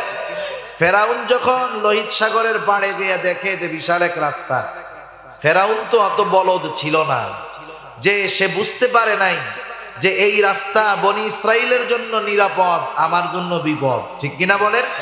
এরপরেও কেন ঢুকছে? সীমা লঙ্ঘনের কারণে। তার সীমা এতটা লঙ্ঘন করে ফেলছে, সে কোনটা তার জন্য কল্যাণ, কোনটা ভালো, কোনটা মন্দ, তার বোঝার আর কোনো উপায় নাই। সে দৌড়াইতেছেই ওদের পিছনে। ভেতরে নামছে, খোদাইও গেছে, জীবনও গেছে, ঠিক কিনা বলেন? বাদশাহ তো বুঝতে পারতেছে না, এর যদি মাইরা ফেলায় কি হবে। নির্দিষ্ট দিন সব লোক হাজির, বুড়া নাই গুড়া নাই। মা তার দুধের শিশুকে নিয়ে হাজির, দেখার জন্য আসছে কি ঘটনা ঘটতেছে। যুবক একা মরতে যায়, সব লোকজন হাজির। এবার ওই বালক বলে, মারতি, তীর মারার আগে বলবা বিসমিল্লাহি রব্বিল গোলাম। সব মানুষ তাকায় আছে কি ঘটে। এইবার জল্লাদ পাঠ করলো বিসমিল্লাহ রব্বিল গোলাম, আমি আল্লাহর নামে মারতেছি। কোন আল্লাহ? এই বালকের রব যেই আল্লাহ, তথা বালকের রব আল্লাহর নামে তীর নিক্ষেপ করতেছি। এই কথা বলে যখন জল্লাদ তীর নিক্ষেপ করলো, বালকের গায়ে তীরের আঘাত, বালক জমিনের উপরে শুয়ে পড়ল, পড়ে গেল, শহীদ হয়ে গেল, মারা গেল। ফলাফল কি? উপস্থিত লাখো জনতা, সারা দেশের মানুষ একসাথে পাঠ করলো লা ইলাহা ইল্লাল্লাহু ঈসা রূহুল্লাহ। এখন বলেন, বালক মারা গেছে ঠিক, জয়ী নাকি পরাজয়? সেজন্য মনে রাখতে হবে, আলেম ওলামা, ওলামা একরামকে জেলখানার মধ্যে আটকায় রাখলে যে জয় তা নয়, বরং আটকায় রাখছো, হয়তো কাউকে মেরেও ফেলবা, কিন্তু মনে রাখো জয় হকের হবেই হবে। সেজন্য বিপদ আপদ আসতে পারে, ভয় ভীতির কোনো টেনশন নাই। আল্লাহ রাব্বুল আলামিন সেই জন্য জানায় দিলেন, বান্দা অবশ্যই অবশ্যই তোমাদের ঈমানের পরীক্ষা নেওয়া হবে। স্বর্ণের যখন আগুন দিয়ে পোড়ানো হয়, বলেন তো স্বর্ণ ধ্বংস হয় নাকি আরো বেশি খাঁটি হয়? এই জন্য মনে রাখতে হবে ভাই, যেই সমস্ত উলামায়ে কেরাম দ্বীনের কথা বলার কারণে, হকের পক্ষে কথা বলার কারণে জালিমের জেলখানায় বন্দী আছে, কারাগারে আছে, স্বর্ণ পুড়াইলে যেমন খাঁটি হয়, দামি হয়ে যায়, তারাও আরো দামি হয়ে ফিরবে ইনশাআল্লাহ। বেশি আসতে একটু সামনের দিকে আগে, আপনারা একটু আগে আগে আসেন, একটু জিকিরের সাথে সাথে আগে আসেন। লা ইলাহা ইল্লাল্লাহ। আসেন, একটু মেহেরবানি করে নড়ে নড়ে বসেন, একটু মেহেরবানি করে বসেন।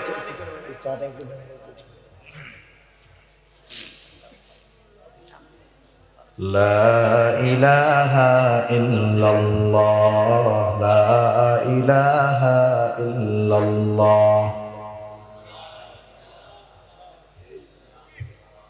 লা ইলাহা ইল্লাল্লাহ মুহাম্মাদুর রাসূলুল্লাহ। খেয়াল দেয় এদিকে। তাহলে আল্লাহ রাব্বুল আলামিন বললেন, এক নাম্বার পরীক্ষা বিশাইইম মিনাল খাউফ, ভয়ের মাধ্যমে। ওই যে রোমের বাদশাহ চিন্তা করতেছে, যদি ওকে আগুনে তেলের মধ্যে ফালায় দেই মরে যাবে, ঠিক পরাজিত হবে না। কারণ মানুষ মরলেই পরাজিত হয় না। মনে করেন জেহাদের ময়দানে একজন গেছে আল্লাহর রাস্তায় জেহাদ করার জন্য, তার দল ঠকছে, কিন্তু সে নিয়ত ঠিক রাইখা যুদ্ধ করে শাহাদাত বরণ করছে, দল ঠকে ঠকুক, সে জয়ী না পরাজয়। সেজন্য বুঝতে হবে মরলেই যে পরাজয়, হারলেই যে পরাজয়, বিষয়টা এমন নয়। বাদশা চিন্তা করতেছে যদি তেলের মধ্যে ফালায় দেই মারা যাবে ঠিক, পরাজিত হবে না, কি করা যায়?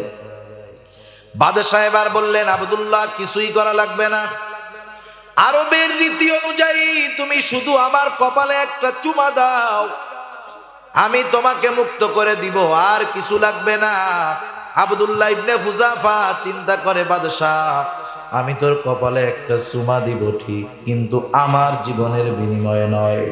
এইবার আব্দুল্লাহ ইবনে হুযাফা শর্ত দেয়, বলে বাদশাহ তোমার কপালে একটা চুম্বন করতে পারি যদি আমার শর্ত মানো। কি শর্ত? বলে শোনো, তোমার কপালে আমি চুম্বন করব, তবে শর্ত হলো তোমার জেলখানায় যত মুসলমান কয়েদি আছে সবাইকে মুক্ত করে দিতে হবে। একটু আগে যার জান নিতে চায় শর্ত দিয়া, এখন সে শর্ত দেয় উল্টা। কেন? পরীক্ষা আসছে কঠোর, কিন্তু হকের উপরে অটল থেকেছে। এই জন্য ঈমানের পরীক্ষা যখন আসে, কেউ যদি সেই পরীক্ষার উপরে অটল থাকে তার অবস্থা হয় দুইটা। কয়টা? একটু জোরে বলেন। একটা হলো পরীক্ষার কঠোরতা হয়তো তাকে মেরে ফেলবে, মেরে ফেললে সে শহীদ। আর যদি হকের উপরে অটল থাকে চূড়ান্ত বিজয় মুমিনেরই হবে। সেজন্য বলেন ঈমানের পরীক্ষায় ভয়ভীতি যদি আসে পিছপা হওয়া যাবে? জীবন আমরা দিব তবু ঈমান ছাড়ব না। এজন্য আমাদের জীবনের পণ হবে গোটা জীবনের সব একদিকে, আমার আপনার ঈমান আর একদিকে। সব ছাড়ব তবু ঈমান ছাড়ব না। ঈমানের জন্য যদি জীবন যায় জীবন দিব, তবু পিছপা হব না। ঠিক কিনা বলেন? হয়তো এই মৃত্যু দুনিয়ার মানুষ মনে করবে, আফসোস করবে, আহারে মইরা গেল, কিন্তু ঈমানের জন্য যারা মরতে পারে ওরা মরার পরেও আফসোস করে। মরার পরে কি করে? আফসোস করে। যারা শহীদ হয় এরা মরার পরে আফসোস কি করে? আবার দুনিয়ায় আইসা আবার ওই রকম মরতে চায়। হাদিসের মধ্যে আসছে আল্লাহ রাব্বুল আলামিন শহীদদের জন্য কত ব্যবস্থাপনা রাখছেন। এক হাদিসের মধ্যে আসছে শহীদদের রূহ জান্নাতের সবুজ পাখির মধ্যে থাকে, উড়ে বেড়ায়। আল্লাহ তাআলা বলেন, ওয়ালা তাকুলু লিমান ইউকতালু ফি সাবিলিল্লাহি আমওয়াত। আল্লাহ রাব্বুল আলামিন জানায় দেন যারা আল্লাহর রাস্তায় শহীদ হয়েছে, আল্লাহ তাআলা বলেন তোমরা তাদেরকে মৃত বইলো না, মৃত বলো না, কারণ তাদের রিজিকের খাবারের ব্যবস্থা করেন কে? আল্লাহ তাআলা তাদেরকে জিজ্ঞাসা করে কি প্রয়োজন, কি মন চায়? নাজ নেয়ামতে ভরপুর সব কিছু, কি মন চায়? শহীদরা বলে আল্লাহ কিছুই মন চায় না, তবে একটা জিনিস মন চায়। কি সেই একটা জিনিস? শহীদরা বলে আল্লাহ আবার যদি দুনিয়ায় পাঠাইতেন, আপনার রাস্তায় জিহাদ করতাম, শহীদ হতাম, আবার পাঠাইতেন, জিহাদ করতাম, শহীদ হতাম, শুধু এই জিনিসটা মন চায়, আর কিছু মন চায় না। সেজন্য ঈমানের জন্য যদি মরা যায় শান্তি আছে না নাই? আল্লাহ তাআলা সেই জন্য জানায় দিলেন, বান্দা ভয় ভীতির মাধ্যমে ঈমানের পরীক্ষা নেওয়া হবে। 2 নাম্বার আল্লাহ তাআলা বলেন ওয়াল জু', ক্ষুধা, অভাব, দারিদ্রতার মাধ্যমে মুমিনের ঈমানের পরীক্ষা নেওয়া হবে। এ দুনিয়াতে আল্লাহ রাব্বুল আলামিন অভাব দিয়েও কিন্তু পরীক্ষা নেন। অনেক সময় আমরা মনে করি সম্পদ টাকা পয়সা যার আছে সে মনে করে আল্লাহ মনে হয় তাকে খুব ভালোবাসে। আছে না একদল মানুষ টাকা পয়সা সম্পদ পাইলে কি কয়, দেখ আল্লাহ কত ভালোবাসে, নামাজ কালাম পড়ি না তাই 2-3টা বাড়ির মালিক। আছে না নাই? কতজন আছে? এ খাসলাতওয়ালা লোক আছে। আল্লাহ তাআলা কোরআনুল কারীমে বলেন, ফাআম্মাল ইনসানু ইযা মাবতালাহু রাব্বুহু ফাকরামাহু ওয়া নাআমা। আল্লাহ তাআলা মানুষকে যখন পরীক্ষা নেওয়ার জন্য রিজিক দেন, সম্পদ দেন, সম্মান দেন, ও বলে দেখ আমার রব আমারে সম্মানিত করছে, কত ভালোবাসে, অথচ নামাজ কালামের খবর নাই। আছে না নাই? অথচ আল্লাহ বলেন এগুলো দিছি কেন? পরীক্ষার জন্য। কিসের জন্য? আমাদের খাসলাত হলো, অভ্যাস হলো টাকা পয়সারে নেয়ামত মনে করি, অনেক পদ পদবী সম্মানকে নেয়ামত মনে করি, কিন্তু পরীক্ষা মনে করি না। কিন্তু টাকা পয়সা ধন দৌলত এটা শুধু নেয়ামত না, পরীক্ষাও হয়, ঠিক কিনা বলেন? কিন্তু অভাব, দারিদ্রতা, এটাকে আমরা শুধু মুসিবত, পরীক্ষা মনে করি, কিন্তু নেয়ামত মনে করি না। অনেক সময় দারিদ্রতাও কি হয়? নেয়ামত হয়। বড় বাঁচার কারণ হইতে পারে দারিদ্রতা। কারুন যখন অনেক সম্পদের মালিক হয়ে যাচ্ছে, অল্প দিনে অনেক টাকার মালিক, সম্পদের মালিক, স্বর্ণের মালিক, তার গোডাউনের চাবি বহন করার জন্য এক দল সুঠাম দেহি যুবকের দরকার। কারুনের বন্ধুরা যখন দেখে, হায় রে, কারুন অল্প দিনে এত টাকার মালিক হয়ে গেল, আল্লাহ এত ভালোবাসে কারুনকে, আমাদের ভালোই বাসে না। তারা এই চিন্তা করতেছে যে আল্লাহ তাআলা কারুনকে সম্পদ দিয়েছে, ভালোবাসে এই জন্য মনে হয়, এটা তাদের ধারণা। কিছুদিন পর এখন কারুনকে বলল, কারুন, সম্পদের মূল মালিক কে? জোরে বলেন তো। সম্পদের মালিক আল্লাহ, তুমি এই সম্পদের যাকাত দাও, যাকাত। কারুন তো যাকাত দিলই না, বরং উল্টো মূসা আলাইহিস সালামকে জিনার অপবাদ দেওয়ার অপচেষ্টা করলো। আল্লাহ তাআলা বেজার হয়ে গেলেন। কারুনের উপরে আল্লাহর গজব, সম্পদ সহ কারুন জমিনে ডাবতে থাকলো। তাফসীরের মধ্যে আসছে, কারুন এখনো তার সম্পদ সহ জমিনের নিচের দিকে ডাবতেছে। কিয়ামত পর্যন্ত কারুন সম্পদ সহ জমিনে ডাবতে থাকবে। ওই যে কারুনের বন্ধুরা যারা বলতো, আল্লাহ আপনি কারুনরে ভালোবাসা খালি সম্পদ দেন, আমাকেও ভালোবাসেন না, এইবার ওই বন্ধুরা বুঝতে পারছে যে সম্পদ আল্লাহ কারুনকে দিয়েছে ঠিক, ভালোবাসেন নাই। এবার তারা বলে, আল্লাহ আমরা বুঝতে পারি নাই, আপনি কারুনকে সম্পদ দিয়েছেন ঠিক, তাকে আপনি ভালোবাসেন না। আমাদের সম্পদ দেন নাই ঠিক, কিন্তু আপনি আমাদেরকে ভালোবাসেন। সেজন্য সম্পদ না থাকলেই যে আল্লাহ ভালোবাসে না, বিষয়টা কি এমন? বরং অনেক সময় আল্লাহ তাআলা পরীক্ষা করে। অনেক বুজুর্গানে দিন আছেন, ভালো মুত্তাকি পরহেজগার মানুষ, নামাজি দিনদার মানুষ, অভাবে আছে।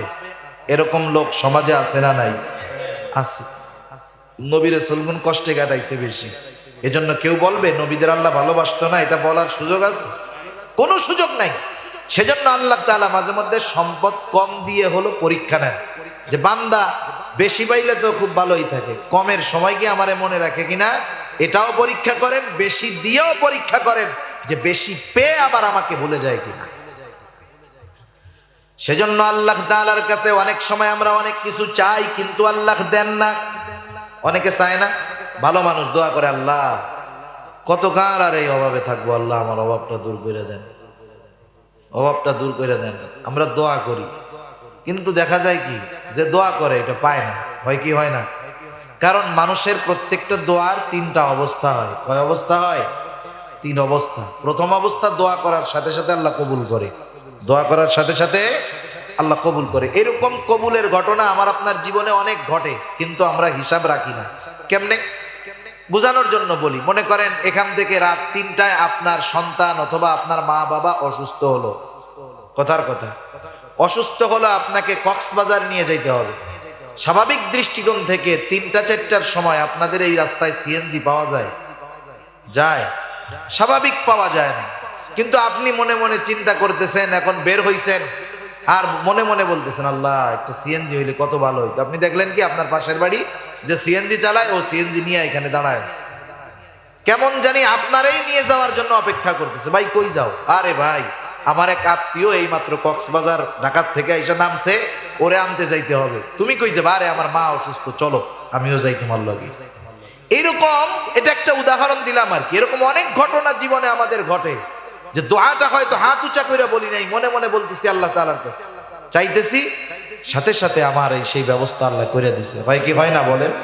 বহুত হয় জীবনে, খেয়াল করে দেখবেন এগুলো। দোয়ার প্রথম অবস্থা, দোয়ার সাথে সাথে কবুল হয়।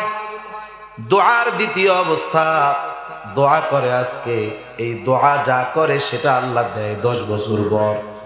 কত মানুষ আছে দোয়া করতেছে, আল্লাহ সেই 2000 সাল থেকে দোয়া করতেছে, আল্লাহ আপনার ঘরটা একটু জিয়ারত করার তৌফিক দেন। যাইতে পারছে ঠিক, 2000 সালে দোয়া শুরু করছে, গেছে 2022 সালে। হয় কি হয় না? তার মানে দোয়া আল্লাহ তাআলা যেটা করে দিতে বিলম্ব করেন, আর দোয়ার তৃতীয় অবস্থা, আল্লাহ তাআলা নগদেও দেন না, বিলম্বেও দেন না, বরং ওই দোয়ার প্রতিদান দেওয়ার জন্য আল্লাহ তাআলা সঞ্চয় করে রাখেন। আখিরাতে এই দোয়ার প্রতিদান আল্লাহ তাআলা দেয়। সেজন্য মুমিন যখন দোয়ার আদব ঠিক রেখে আল্লাহ তাআলার কাছে কোনো কিছু চায়, তার দোয়া বিফলে যায় না। সে হয়তো মনে করে যায় রে কবুল হইল না, বিষয়টা এমন নয়। কবুল হইছে, কিন্তু এখন আমি চাইতেছি টাকা পয়সা, আমি ভাবতেছি, আমি পছন্দ করতেছি যে এখন আমি টাকা পয়সা পাইলে খুব ভালো থাকবো, কিন্তু আল্লাহ তাআলা তো ভবিষ্যতের খবর জানে। জানে কি জানে না? আমি যেটারে ভালো মনে করতেছি ওর মধ্যে আসলে ভালাই নাই। সেই জন্য আল্লাহ কয়, বান্দা তুমি তো ভালো মনে করো, অথচ ওর মধ্যে তোমার ভালাই নাই, এই জন্য আমি আল্লাহ দিলাম না। সুবহান আল্লাহ তাআলা বলেন, আসা আন তাকরাহু শাইআ ওয়া হুয়া খায়রুল লাকুম। আমাদের জীবনে অনেক কিছু হয়, অনেক কিছু আমরা আমাদের জন্য ক্ষতিকর মনে করি, অথচ তার মধ্যে আমাদের জন্য কল্যাণ থাকে। ওয়া আসা আন তুহিব্বু শাইআ ওয়া হুয়া শাররুল লাকুম। আবার অনেক কিছুকে আমরা ভালোবাসি, পছন্দ করি, কিন্তু তার ভিতরে আমাদের জন্য কল্যাণ থাকে। সেজন্য আমার চাওয়ার ভিতরে কল্যাণ না অকল্যাণ জানে কে? এই যে দারিদ্রতা, অভাব, কষ্ট আল্লাহ তাআলা দিয়েছেন, আসলে এই কষ্টের বিপরীতে সুখ স্বাচ্ছন্দ্য আছে কি নাই জানেন কে? সেজন্য অভাব দারিদ্রতা আসলে আমরা কখনো আল্লাহকে দোষারোপ করব না, বরং আল্লাহ তাআলা হয়তো মোহাব্বত করেও দারিদ্রতা দিতে পারে। ঠিক কিনা বলেন? 3 নাম্বার আল্লাহ তাআলা বলেন, ওয়া নাকসিম মিনাল আমওয়াল। মালের ক্ষতি দিয়ে আল্লাহ তাআলা পরীক্ষা নেন। অনেক সময় দোকানদার দোকানের মাল সব আগুনে পুড়ে ছাই হয় কি হয় না? মালের ক্ষতি দিয়ে আল্লাহ পরীক্ষা নেন। 4 নাম্বার ওয়াল আনফুস, জীবনের ক্ষতির মাধ্যমে আল্লাহ তাআলা পরীক্ষা নেন।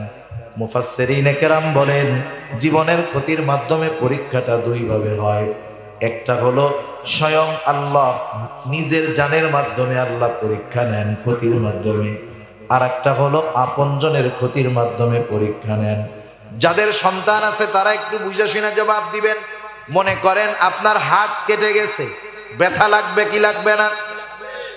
ওই পরিমাণ হাত যদি আপনার সন্তানের কাটে, বলেন তো ব্যথা আপনার হাত কাটলে যা লাগতো, সন্তানের হাত কাটলে ব্যথা আপনার বেশি লাগবে কি লাগবে না? এই জন্য আল্লাহ তাআলা অনেক সময় আপনজন প্রিয়জনকে মুসিবত দিয়ে আমাদের পরীক্ষা নেয়। 5 নাম্বার আল্লাহ তাআলা বলেন, ওয়াস-সামারাত, ফল ফসলের ক্ষতির মাধ্যমে আল্লাহ তাআলা মুমিনের ঈমানের পরীক্ষা নেয়। এই 5 ধরনের পরীক্ষার কথা আল্লাহ তাআলা এখানে বলছেন। এখন আলোচনা শেষের দিকে একবারে একটু বুঝে শুনে জবাব দিবেন আমার সাথে। বলেন তো, এই যে বিপদ আপদ বালা মুসিবত দেয় কে? আরো জোরে বলেন, কে? বালা মুসিবত বিপদ আপদ থেকে উদ্ধার করে কে? বিপদ আপদ বালা মুসিবত থেকে উদ্ধারও করেন আল্লাহ। এখন বলেন, বিপদ আপদ মুসিবতে পড়লে তাইলে সাহায্য কার কাছে চাইব? স্বাভাবিক, যে উদ্ধার করে সাহায্য তার কাছেই চাইতে হবে। কিন্তু বাস্তবতা এর ভিন্ন। বাস্তবতা ভিন্ন কেমনে? যে আমরা বিপদ আপদ মুসিবত আল্লাহ তাআলা দেন, এটা যত বিশ্বাস করি, বিপদ থেকে উদ্ধার আল্লাহ তাআলা করেন, সেইটাকে তত পরিমাণ বিশ্বাস আমাদের দেশের মানুষ করে না। কেমনে? আমাদের অঞ্চলগুলায় আসতে অনেক জায়গায় কি বলে জানেন? বিপদে পড়ছে। বিপদ দিছে কে? কয় আল্লাহ কি বিপদ দিলেন? এই বিপদ যদি যায় তাইলে আমি অমক বাবার দরবারে 2টা গরু দিব। এখন বলেন, বিপদ দেয় কে? উদ্ধার করে কে? গরু খায় কে? গরু আল্লাহ খায়। গরু খায় আর একজন, বিপদ থেকে বাঁচায় কিন্তু আল্লাহ। আল্লাহ তাআলা বান্দার পরীক্ষা নেন। আল্লাহ চান না বান্দা পরীক্ষায় ফেল যাক। এই জন্য কোন জায়গায় পরীক্ষায় পড়লে কি করতে হবে, কি কাজ করবে, সব আল্লাহ তাআলা বলে দিয়েছেন। তাহলে বিপদ আপদ মুসিবতে পড়লে সাহায্য কার কাছে চাইব? আল্লাহ তাআলা বলেন, ইয়া আইয়ুহাল্লাযীনা আমানুস্তাঈনু বিস-সাবরি ওয়াস-সালাহ। আল্লাহ তাআলা বলেন, হে ঈমানদারেরা, আমার কাছে তোমরা সাহায্য চাও। আমার কাছে সাহায্য চাওয়ার মাধ্যম হলো 2টা। জোরে বলেন কয়টা? আল্লাহর কাছে সাহায্য চাওয়ার মাধ্যম 2টা। বিসসাবরি ওয়াস সালাহ, ধৈর্য আর নামাজ। আল্লাহ তাআলা বলেন, বান্দা বিপদ আপদ মুসিবতে যখন পড়বা, ধৈর্য আর নামাজের মাধ্যমে আমার কাছে তোমরা সাহায্য চাও। যেই বান্দা বিপদ আপদ মুসিবতে পড়বার পর এই দুই পদ্ধতি অবলম্বন করে আল্লাহর কাছে সাহায্য চায়, সাহায্য চাওয়ার পর বিপদ যাক আর না যাক, সে যে পরীক্ষায় পাস কোনো সন্দেহ নাই। এটাই আল্লাহ দেখতে চান পরীক্ষা, যে বিপদগুলোই পড়লো বান্দা আমার কাছে সাহায্য চায় কিনা। আগেই বলছি, একজন বিপদে পড়ছে, দোয়া করছে আল্লাহ আমার বিপদটা দূর করেন, কিন্তু আল্লাহ দূর করলো না, অসুস্থ ছিল, মারা গেল, কিন্তু সাহায্য চাইছে কার কাছে? বলেন, সে বিপদ যায় নাই ঠিক, মারা গেছে, কিন্তু পরীক্ষায় পাস না ফেল, কোনো সন্দেহ নাই সে পাস। এজন্য আল্লাহ তাআলা বলেন, যে বান্দা এই দুই পদ্ধতি অবলম্বন করে সাহায্য চায়, সে আর সাধারণ মুমিন থাকে না, সে সবের মুমিন হয়ে যায়। এজন্য আল্লাহ তাআলা বলেন, ইন্নাল্লাহা মা'আস সাবিরিন। সাথে সাথে আল্লাহ তাআলা বলেন, পাঁচ বিষয়ের পরীক্ষা, ওয়ালানাবলুওয়ান্নাকুম বিশাইইম মিনাল খাউফ ওয়াল জু'i ওয়া নাকসিম মিনাল আমওয়ালি ওয়াল আনফুসি ওয়াস সামারাত। এই পাঁচ বিষয়ের পরীক্ষা নেওয়া হলো দুই পদ্ধতি অবলম্বন করে। যারা মুসিবতে আল্লাহর কাছে সাহায্য চাইলো তারা তো সবের, আর যারা সবের তাদের ব্যাপারে আল্লাহ তাআলা বলেন, বাশশিরিস সাবিরিন আল্লাযীনা ইযা আসাবাতহুম মুসিবা ক্বালু ইন্না লিল্লাহি ওয়া ইন্না ইলাইহি রাজিউন। আল্লাহ তাআলা বলেন, সুসংবাদ জানায় দেন ওই সমস্ত ধৈর্যশীলদেরকে। কিসের সুসংবাদ? জান্নাতের সুসংবাদ। তারা কারা? আল্লাহ তাআলা তাদের প্রাথমিক পরিচয় দিয়ে বলেন, তাদের উপরে যখন কোনো বিপদ আপদ বালা মুসিবত পতিত হয়, তারা বলে ইন্না লিল্লাহি ওয়া ইন্না ইলাইহি রাজিউন। মুখস্থ আছে আমাদের এই দোয়া। এটা কিসের দোয়া? বিপদ আপদ মুসিবতের দোয়া, মানুষ মরার দোয়া না কিন্তু, আবার বিপদ আপদ মুসিবতের দোয়া। আরেকটা দোয়া আমরা শিখব হাদিস থেকে, শিখে আমি আলোচনা শেষ করে দিব। আল্লাহ রাসূল সাল্লাল্লাহু আলাইহি ওয়াসাল্লাম, সহিহ মুসলিমের মধ্যে আসছে হাদিসটা।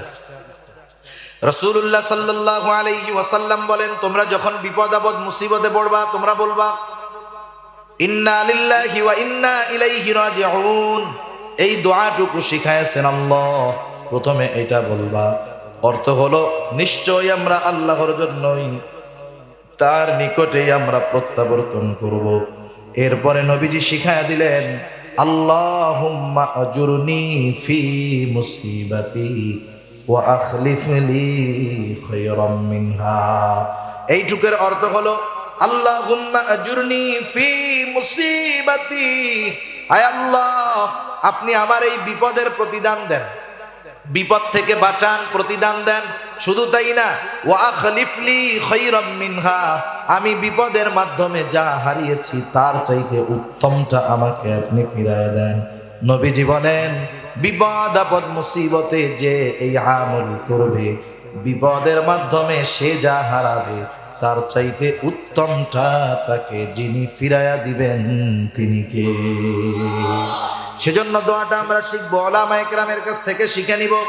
এখন আল্লাহ তাআলা বলেন, যারা সাবের মুমিন, পরীক্ষায় পাস, আল্লাহ তাআলা তাদের ব্যাপারে বলেন, উলাইকা আলাইহিম সালাওয়াতুম মির রাব্বিহিম ওয়া রাহমা ওয়া উলাইকা হুমুল মুহতাদুন। দুনিয়ার বিচারক আদালত বলে অমক হুজুর এই কারণে অপরাধী, কিন্তু আল্লাহ কি বলেন? আল্লাহ তাআলা বলেন, এরা পরীক্ষায় পাস, উলাইকা আলাইহিম সালাওয়াতুম মির রাব্বিহিম ওয়া রাহমা, তাদের উপরে তাদের রবের পক্ষ থেকে বিশেষ অনুগ্রহ আর রহমত, দয়া, বিশেষ অনুগ্রহ আর দয়া প্রাপ্ত হওয়ার কারণে আল্লাহ তাআলা বলেন, উলাইকা হুমুল মুহতাদুন, ওই মানুষগুলোই হলো সৎপথ প্রাপ্ত মানুষ। ঠিক কিনা বলেন? সেজন্য মনে রাখতে হবে, কেউ যদি জেলে যায়, জেলে খারাপ মানুষ যায় না। ইমাম আবু হানিফা জেলে গেছে কি যায় নাই? জেলের মধ্যে এক ঐতিহাসিকদের এক বর্ণনা, জেলের মধ্যে অত্যাচার করতে করতে বিষ খাওয়া মেরে ফেলছে। আর এক বর্ণনায় যখন অবস্থা খারাপ বাড়ি পাঠায় দিছে, গৃহবন্দী অবস্থায় তিনি মারা গেছেন। সেজন্য অনেক মানুষ বোঝে না, এরকম বলে, আরে মিয়া কইও না, অপরাধ কিছু না করলে কি জেলে যায় নাকি? আছে না এরকম বলেন লোক? ইমানের মধ্যে সমস্যা আছে। কিসে সমস্যা জোরে বলেন? ইমানের মধ্যে সমস্যা আছে। পয়গম্বরদের জেল খাটা লাগছে। ইউসুফ আলাইহিস সালাম জেলে গেছেন না? গেছেন। সেজন্য বুঝতে হবে, আমরা সারা দুনিয়ায় আমাদের দেশ সহ যত নির্যাতিত কারাবন্দী উলামায়ে কেরাম আছেন, আমরা তাদের জন্য হয়তো অর্থ দিয়ে সবাই সহযোগিতা করতে পারবো না, কিন্তু 2 রাকাত নামাজ পড়ে নামাজের পরে যখন নিজের জন্য আল্লাহর কাছে চাই, তাদের জন্য একটু চাওয়া যাবে না ইনশাআল্লাহ? কারা কারা চাবো ইনশাআল্লাহ?